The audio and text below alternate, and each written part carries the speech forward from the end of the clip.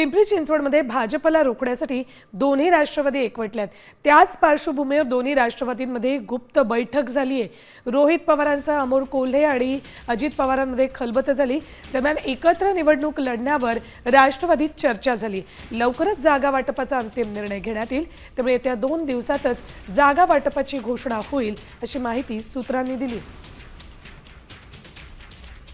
अमोल कोल्हे साहेब तिथे गेले होते, त्यांच्यावर इतरही सर्व कार्यकर्ते होते।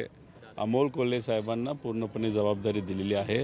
डॉक्टर अमोल कोल्हे तिथे पुढाकार घेत असल्यामुळे त्यांच्या मार्गदर्शनाखाली आणि इतरही आमच्या सर्व नेत्यांची आणि मी स्वतः त्याच्यामध्ये लक्ष देऊन आहे। कार्यकर्त्यांचं जे मत आहे ते कार्यकर्त्यांचं मत गृहीत धरलं पाहिजे। काही लोकांचं महाविकास आघाडीबरोबर जाणं असं त्या ठिकाणी सांगण्यात आलेलं आहे आणि काही लोकांचं मत आहे की घड्याळाबरोबर जाणं हे उचित ठरू शकतं। या बाबतीतली चर्चा करून कार्यकर्त्यांचं मत समजून घेऊन योग्य ती कारवाई केली जाईल। बघा, यामध्ये मी तुम्हाला अशा या संदर्भामध्ये ही प्राथमिक चर्चा झालेली आहे।